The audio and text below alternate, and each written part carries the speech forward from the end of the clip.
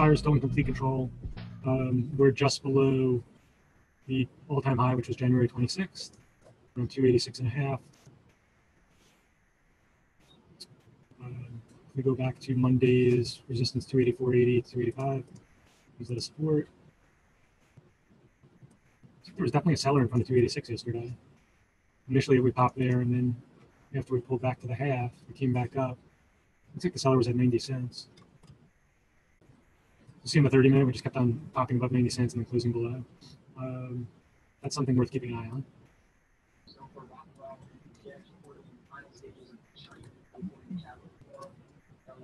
Below 284.80.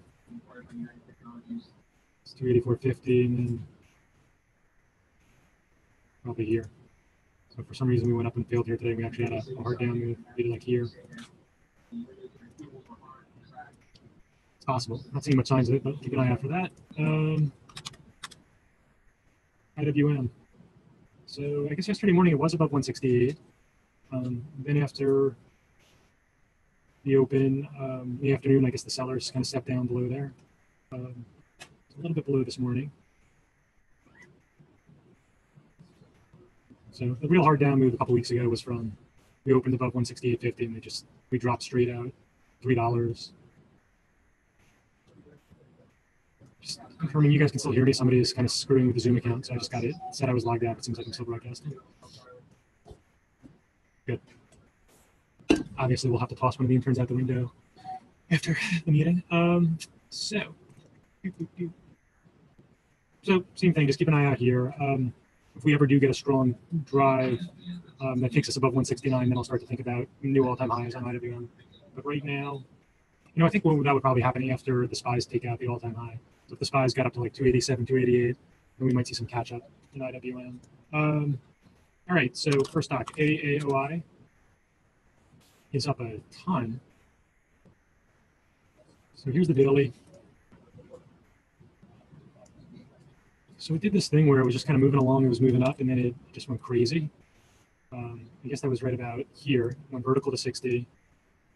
Had a very hard pullback, did a retest of the 40 kind of gap area here from whatever this earnings was early last year. And then just went completely vertical again from 60 to 100. And that didn't end particularly well. Gap down to 75, and that was the beginning of this big downtrend. But it's broken out of the downtrend now. So probably what people are thinking about, can it do a retest of this area here into 50? And if it ever closed above that, we can move back to 56 to 60. So that's the big picture. If we go back to late May, it broke out from 35.70, did a retest here. Anybody who bought in front of earnings there is feeling pretty good right now. The numbers, right? So they beat by a lot on earnings per share and revenue, but they guided in line. So that's a little bit tricky. So it's up about, it's almost up 100% from the low. Clearly there's a positive catalyst here. The earnings are another positive catalyst again. But the conservative guidance, I think, kind of most likely takes this out of play, unless they think they're pulling an Apple, which is Apple's notoriously conservative on their guidance. So that's why it's tricky. So what do we have for levels? 47.49, 42. So this is kind of our opening range. Yeah. So it was a huge short float, which may be the only reason why I can spike up to 50 today. It's actually a good count. I mean, if the shorts don't lose their minds, the fact that it's up this much already and the fact that they didn't guide higher is a strong argument for it to at least come in and test this 42.50, not come back down to 40. This bottoming in this area here seems very reasonable to me. You can see after the initial pop in the after hours to 45, it came down to 42.50. So, after the high here about 48, I guess they started selling 47.5. There probably was maybe some people who saw after the guidance, they're like, okay, it's worth being short here. What's my risk, $1 or $2? If it actually goes back all the way down to 42 to 40, something like that. So, just trying to see if we can identify an inflection. I think it's kind of tough. I guess my first thought is if they step into buy right on the open, it fails into 47.50 here, and you can catch it on the short, and then it starts to hold below 46. You look for the move back down at 44 to 42.50, with probably some bids at 45, just because it's a big whole number. But I don't. Aaron pointed out the 50% short interest. That's probably the only thing that gets it. Maybe take out the high and try to test somewhere between 49 and 50. which is fine. It normally trades 1.3 million. Just looking at the daily, if you go back to the February gap down where it gapped below $30, it traded over 10 million shares. So it's going to trade between 5 and 10 million shares today, I would think. Or at a minimum 4 million. So it's going to be liquid. It's a low price stock. So anyway, that's why it's first. I think it could be really good. It's up $9 right now. So even if it dropped to 42.50, it's still up 5.50 on the day. So it's a battle of the profit takers versus the shorts potentially panicking. Next one is the opposite in terms of its gapping lower. Pizza. It seemed like it was a decent bounce candidate because if you looked at the numbers, it guided down 20%. But if you look at what it did coming into earnings, it already had dropped into earnings from. I don't know if they if they warned, maybe they warned coming into earnings that this was going to. They probably gave a warning on this day here ahead of the earnings, gave some preliminary, and that's what caused it. But so it dropped. It dropped from 51 to 40 in front of earnings, which that kind of matches. That's a 20% down move. They got it down 20%. Let me show you the longer term. I mean, they have all sorts of problems. Not just that the founder of the company apparently is having to resign because of his racist comments in corporate meetings. It just got some fundamental issues. So where are we? It's 38 offer right now. It's below 38. So it's all the way down at this kind of 2014 support. And I guess the main thing for me is because it was already in a steep downtrend and they took it down 20% ahead earnings. That's kind of why you might get the bounce, at least over the next couple of weeks. So, and then for a longer term bottom, you generally look in these situations of some sort of stability from the fundamentals, kind of like what we saw over Twitter the last couple of years, or nothing else really pops to mind. Maybe some of the retail stocks like Macy's or something like that. So our firm is net short, which makes it a little bit difficult for me to play it on the long side. It's actually not down 10% today, so that's good. So it's not short sale restricted yet. But yeah, what would a bounce look like? The low here in the after hour was 36.5. It bounced up to 38. Maybe on the open, if there's a quick down bar through 37, then got back above 37, you'd look to play for a bounce, and you'd want it to get above 38. Obviously, if it fails in this area here, then perhaps it rolls over to the low, and you see what happens at the low, after hours low. If it gets above 38 and starts to hold, you could definitely get a bounce to this area here. And then you kind of see.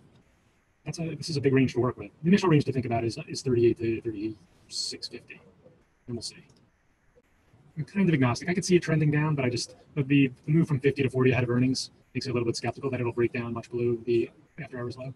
ENDP, right? So they beat easily. They guided. So the headlines are they guided higher, but the guide higher was in line with what they already beat for the quarter. So that's poor headline writing and poor article writing by some people. Unless I'm missing something there. So I guess my first inclination was to short it if it got close to $15. And so yeah, it is a beaten down stock, but it has more than doubled off the low now. I guess you got to use actually 14 as kind of if it actually gets below 14 on the open. I mean, I don't know how much of this is already priced in. Maybe it fills the gap. So it's a tough call because it is so beaten down. So sellers starting to take control. It's failed twice here above 1470. Now they're selling 1450. So if you want to, as long as it's holding below 1450, being short is not wrong. I'm going to move on to the next thing. They're on a conference call right now. And Snap. I put Snap last because I'm just not sure. I mean, it was really good in the after hours. It's actually great. I tried to get long down here. I couldn't get it because the firm's net shorted. They didn't have the locates. And I got the locates and I started to short it above 1450, which was just to me insane that it bounced to 1450, but it did. So I would short it and pop in like in this area here. Like a 1250 on the sheet. Yeah. So I guess this kind of sport in this area here. I'm just going to try to trade this range. I'm not going to spend a lot of time paying attention to it though. The easy money, although it looked hard at the time, was when it was up at 1480. There was a big seller that came down with like 50,000 shares. The bid started to drop and like that was it. Like an hour later, it was 13. I know Shark's been holding a large short position for a while from the 13s. So you can definitely watch, see what he's doing.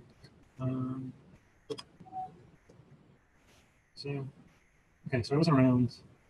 After I shorted it up here, I covered most of it when it dropped here. Twilio. So Twilio, although it bounced right off the kind of the price we talked about from the pre-market, which is where they've been buying it in the after hours, if we just extend this line out, the way that it got there was very unusual. So instead of it dropping out right on the open to here, it actually went up first to 77. You probably heard me cursing that I wanted to short it on the spike to 76.5, 77. Didn't miss that. It came back down at around 9:45. And we always talk the first 15 minutes, you do get some of these crazy gyrations. You would think with big buyers stepping right on the open to here, that would have a shallower pullback somewhere for like 74.5, 75. It went right through, touched the pre-market support and the after-hour support twice. Bounced there about $1.50, touched it again, and then trended up to 77 again. It's actually really wild price action. But it kept the pattern, right? The pattern of the things beating and raising and taking out highs was good. I guess now I kind of want to see buyers step up a little bit higher. I mean, it's interesting. It double topped here, then it was a lower high, then it was a lower high. So I wouldn't want to really be long it unless it was holding above 76. And if they flush it again, I mean, I guess they can flush it down to here. And if this doesn't hold, it probably tests 70. The reason why this can happen is it's just up so much, and I think people who are long from the 30s and 40s at this point might be thinking, what's the upside from here? Is it going to go to 80, 85? There's not much more upside, only 10%. I might as well take profits. And that's what could get it to kind of flush down to here. So I don't think you have to just trade it on the long side at this point. WTW, I made a mental brain fart in the meeting. I was actually thinking WTW was WWE when I was talking about it yesterday. I don't know why. I guess the tickers are similar, the prices are similar. I would have looked at it a little bit differently in the sense that WTW doesn't have a television contract like WWE, which kind of puts a floor on WWE's stock price. Weight Watchers is pure momentum. So once it takes out this support here at 85, there was really nothing until 80, and it went straight through there, bounced. I just want to make a general point here. If you see a momentum stock that goes straight down the open like this, and actually takes out longer term support, if you get a bounce in the middle of the day or in the afternoon, you should absolutely look to start shorting it into the bounce. And so the way you look at it is, after the initial down move, it bottomed here at 80.50, and kind of it spiked up as high as, what, 83 here. So what you want to do is, this is kind of the second down leg that made the new low, started from here at 82. You want to start shorting it anywhere, I mean, for me, anywhere between 81 and 82. And you're shorting it against this right here, against this 83. And then you're looking to see if it comes down and tests the morning low, which it did. And the reason why you're shorting into this is if it's broken, the momentum's broken, and usually these situations have another down leg in the coming days. And so 74, 75 would be the next down leg. If you short into this here and it starts to work, you can cover a little bit at 80, cover a little bit 78.5, and then just take the rest as a swing. So I just wanted to point that out to you because it does happen a pretty decent amount, at least a couple of times during earnings season. For today, if it popped up into here into like 79, 60 to 80, this would be the spot where I'd look to see if the sellers come in, fails, and then takes out yesterday's low. Or it may just take out yesterday's low right on the open and go straight down to like 75, 76. We really just popped right into the close on Friday and then drifted higher. It was debatable whether or not to go out short, just so extended from here to here over the course of one day. 273.5 to 278 in the after hours. It's a big move for the level of volatility we've been seeing over the last couple months. So pretty natural pullback into the area we consolidated from the entire day, basically. So it was very tight until the close. That's where we are in the pre-market. So it looks like we tried to test 277. Again, 277 is where we were testing all day right until the close. And then we printed up to 277.40. And then over the next few hours, just drifted up 278. So we're right back there. If we step back a little bit, we can see that the market does look a little extended up here. Just even drawing a trend channel like this, we really started to move away from this uptrend. So what would be healthy and good, of course, would be a flush down into this area here, which was the top on Wednesday. And again, at the end of the day on Thursday, it's around 277.5, 275, 60-ish. About a buck below where we are right now. And I'm sure everyone is thinking about that 280, which was resistance from October through December. First time we failed, second time we failed, third time led to the meltdown. It seems like a reasonably good chance we're going to touch that this week, unless something bad happens with China. So that's where we are. Burden is on the sellers to show us that anything's different than it's been for the last 70 weeks. First stock we want to look at is Walmart. So Walmart had a really nice beat on earnings per share, EPS. Inline revenue, that means margins are good. Market likes that on retailers who generally have very thin margins. We go back to the beginning of last year, 2018, it topped out at 110. People got excited about the commerce online stuff, which I put in the notes, over 40% year-over-year growth. That's what kind of got it to go wild from this very quick move from 80 to 110. Got sold off that day from 110 hard. gapped up again, the 107 got sold off hard again, and has basically taken a year to work its way back up there. Or to, I should say, let's just go to the 4 hours so we can see what this looks like. So it was in this very steady uptrend for a couple of years, and then when it accelerated, that's what kind of caused the pullback. So it was just a nice steady uptrend, and accelerated away from it, came back in. So this is a little bit over a year ago, and it's just working off this. Just needs some time, basically. It's been performing well, and so can spend some time consolidating now above 100, eventually break to the upside. All right, so initial reaction strong. 104, they sold it, and it popped through. Spent a little bit of time here, 105. Continue to sell it at 104, so sellers are in control right now. It has done 700,000 in the pre-market, almost 10% of its average daily volume. What did I put on the sheet? 104, 105.50. Yeah, so 105.50 is from the higher time frame, but this 104 has been the most important level all morning from when they started selling it originally. They pushed through, then once it's been below, it's just been sold once, twice, 3 times, 4 times.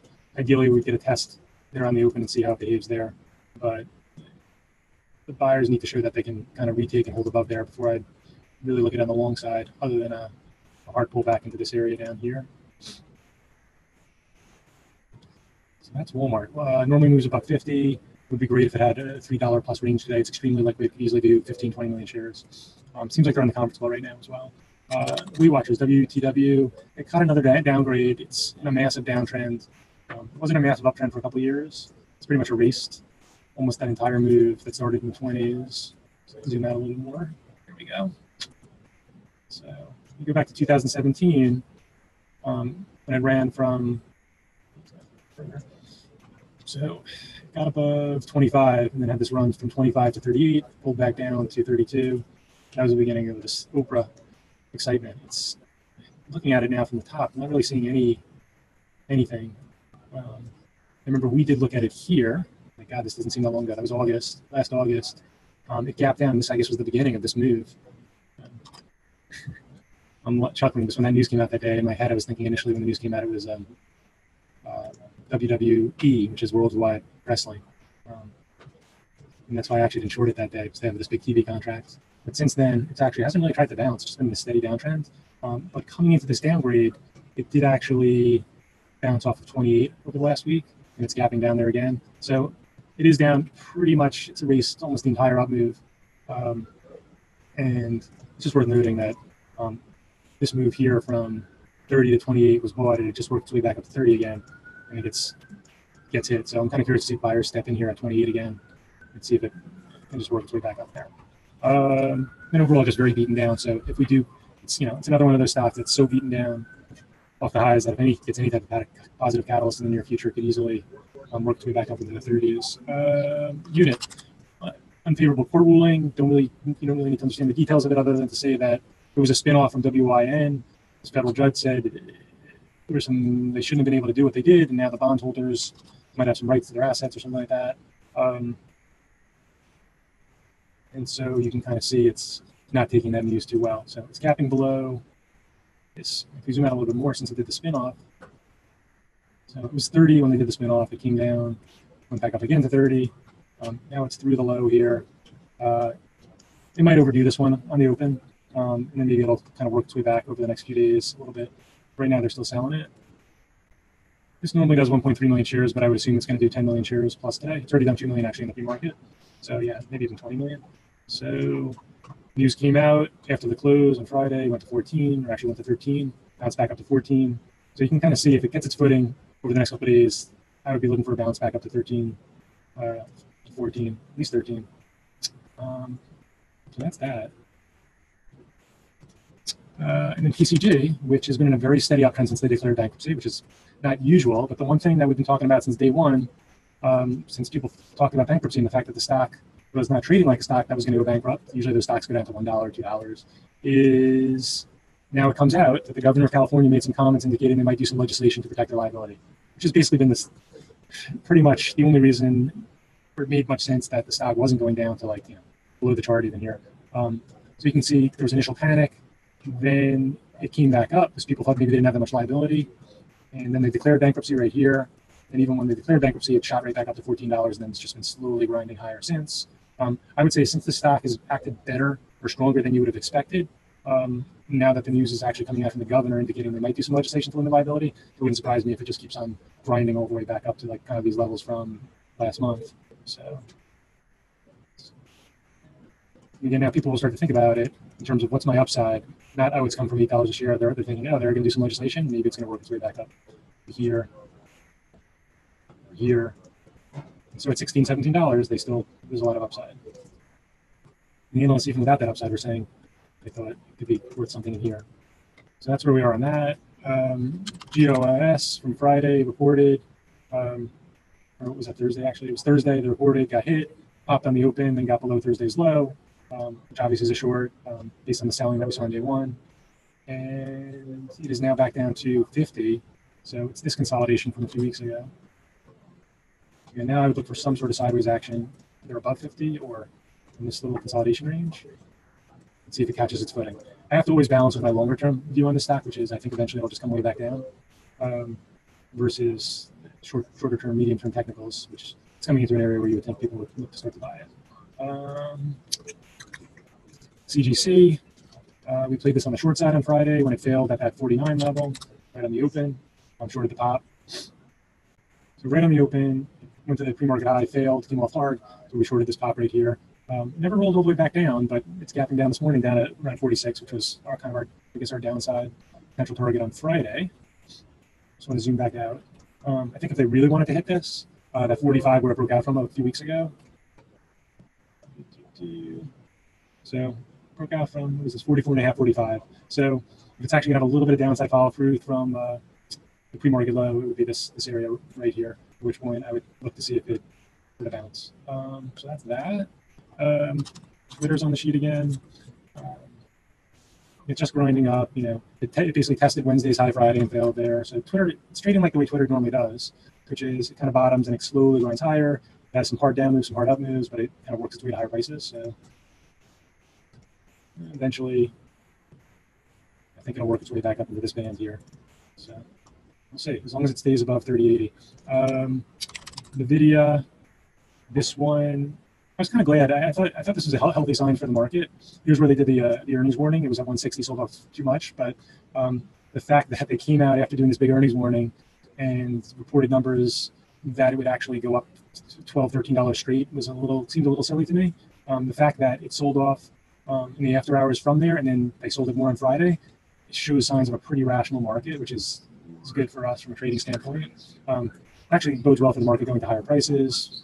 People behaving kind of rationally, and just, that is good. Now, looking at it from the technicals over the last couple of weeks, I'm just seeing this 155 here. It failed there initially, came off hard, got there again a couple of days before the earnings. We even have on a sheet if we do, and then we have 52 below that. So, let's see if it catches a bid here. If it catches a bid here, it kind of starts to move sideways. Look for it to work its way back up to 160. And the next support is okay. So Jeff just said somebody did a nice video on it from Friday, I guess, which is posted in the chat. You should take a look at. So, and by the way, I should say, I was a little bit. Let's just say Friday, I was looking to get off the desk a little bit quickly, and I did short this pop back up to 160, and I gave up on it a little bit. But I noticed some of the guys on the desk, and maybe this is what the video's about. But some guys on the desk stuck with it. And eventually, when it kind of kept on failing here, 116 held below, there was a very nice, easy downtrend from 11:30 all the way into pretty much the close. So, good job there. You know who you are if you caught that on Friday. So that is that. And then on Facebook finally is back down to where this is another one which it just took a couple of weeks after earnings. I was looking for it to get down at least to 162. I was thinking 160 to 162 would be kind of a nice pullback from the earnings, and we finally got it a couple of weeks later.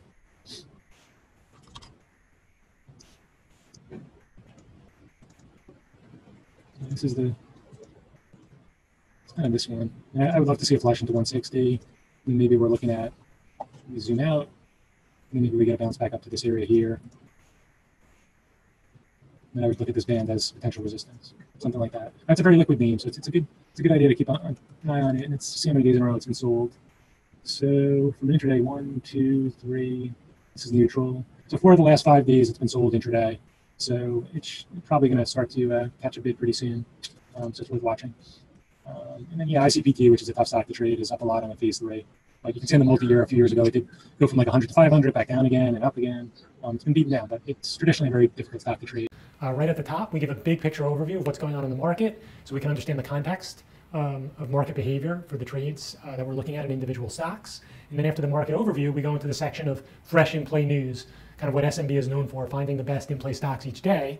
And that's at the first section of individual stocks we talk about. If you want to learn more about our stock selection process and technical plays. And so that's today's clip. You're going to get a look at Grub, GRUB, Tesla, TSLA, and Beyond, BYND, and maybe a couple of other little things that I can't recall off the top of my head. But what's interesting about the second part of the morning meeting is we gather this information on the day one stocks with fresh catalysts. They move very quickly. So if you're a less experienced trader, sometimes those aren't the best stocks for you to trade or really put on a lot of risk as you're learning. But we cover in the latter part of our meeting the second day technical plays because we have more information. We can talk about what happened on day one, and we can use levels that we gathered on day one in addition to the levels we had from the higher time frame. And there's some good information there as well. So I just wanted to share with you the short clip from the second part of the meeting. Hopefully you get something out of that. Quickly on BYND. I thought BYND played out exactly as we discussed in the morning meeting, so it was not too difficult to make money on it right on the open. If we got a flush into 80, it bounced $8. You were able to like at least capture that on the long side. Some people probably even shorted it. Once it kind of failed there and started to hold below 86, I guess, then it rolled over to 80, below 82 at the end of the day. The way I'm looking at it is, and I know some people think this is going to go down another $10, $20. I said the same thing yesterday. People sold it in front of the lockup expiration. And so that has to be factored into it to a certain extent. Now, the way it's going to be very easy to judge. Like 82 is right where it closed yesterday. It's a little bit above there. You're going to see if people are selling it, it's going to flush below 82 pretty quickly on the open in the first 30 minutes. And then the second thing you're going to know is if it's going to be really weak, is it'll not only flush below 82, it won't take it that long, an hour or two, to be below $80, and then potentially it could trend from there. But if you don't see those things, very well could work its way back up. So basically back up to where it broke down from here, coming into earnings right there.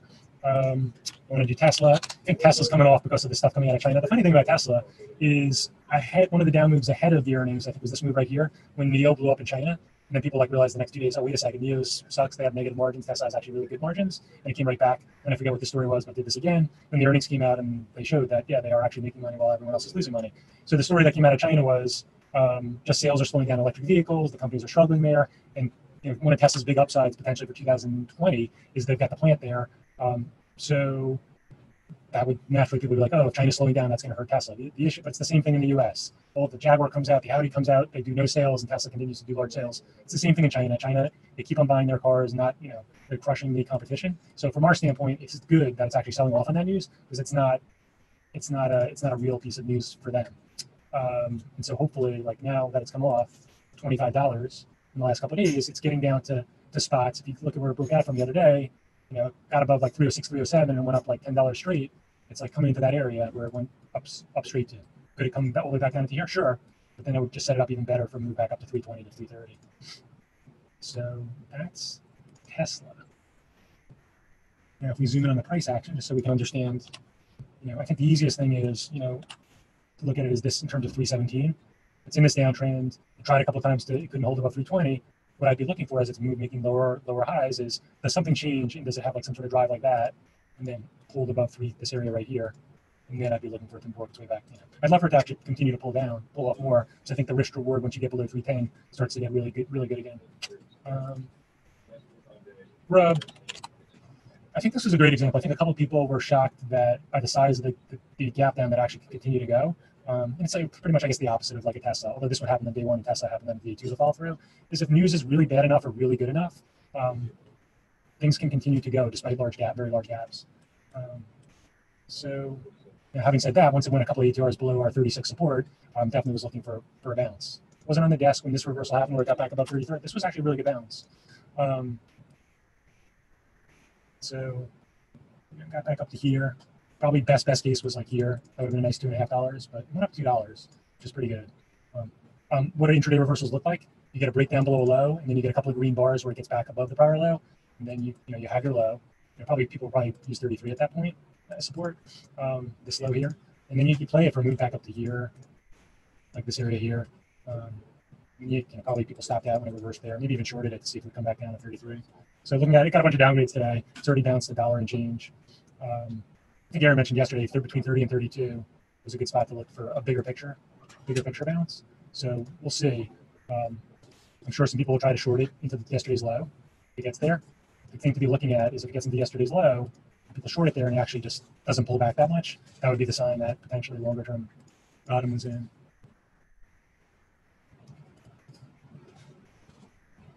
There should be some money on both sides on this one today, I would think. Yeah, and the other thing is if something has a big gap, then you just need to have a level to trade against. So it's the same thing in Twitter from the other day. If you have a level to trade against, we're trading intraday, right? You're making these trades intraday. You're not making this trade based on what it's going to do in the next 2 weeks when it might actually bounce back up to 38 to 40 or something, although it seems less likely now, but it wasn't an impossible thought yesterday. But if you have 36 as our second support and it flushes right on the open through, I talked about this the other day in the morning meeting, if something right on the open takes out all the support levels or all the resistance levels, then look for it to trend for the next couple hours after that. So in this case, it flushed through the 36 right on the open, got to 35. If it comes back up to 36 and fails, you know what your risk is here. So it's spiked 20 cents above, your risk is about a quarter. And you know what your downside is, it's to the morning low. And if it doesn't take out the morning low, you can start to cover it and have trail a stop. In this case, it actually took out the morning low and then it kind of trended another $1. But that's $2 here with a 25 cents of risk before it's set up for the next move. So just understand what the levels are and what you're thinking about it in advance, what it's going to look like and what you need to see. That's going to take care of those issues of it's gapping up big or it's gapping down big. Also, in terms of, it's getting late, but let me just make one last point. Something has really, really good news, like a Tesla did, and there was heavily people shorted it, or something has really, really bad news, like this, and the analysts are all completely wrong. There's 8 downgrades today. Like, those are not the ones you're looking for reversals. You're looking for generally follow through in those situations. The reversals are something like EXAS, where it's 85% year-over-year growth, and they guided down rev on 1%, but it's still 80+% growth, and it's 30% off the high. Like, those are the situations where you're more likely to look for a reversal. Now, you kind of already, to a certain extent, I guess, missed it. So maybe like into this, it'll be a short. But you have to factor in both of those things, and that's what we do differently. Right. Beyond yesterday had really good numbers. Obviously, the issue there is it's to a certain extent like part of the overvalued IPO category, which I don't have time to get into right now. But the idea was they had really good numbers. It was 80 million was the revenue. They did 90. I don't think realistically they were going to beat it by more than that. So with a large gap down, you can look. People are going. So there's going to be some people looking for a bounce, and we got a quick $68 move right on the open. Eventually, the sellers won, but right on the open, because of those numbers and how much it had come off already, people are looking for that bounce, and you got a big bounce. So you have to be able to put both of those things together. That's what we do differently than most other people you're going to hear from in terms of just follow the price, just follow the price. You want to really create a mental image of like what's going on as well to understand likelihood of follow through, likelihood of reversals. It's going to make your trading a lot easier. Your bigger picture plays a lot easier. Close to the open, so good luck, be patient, and good luck.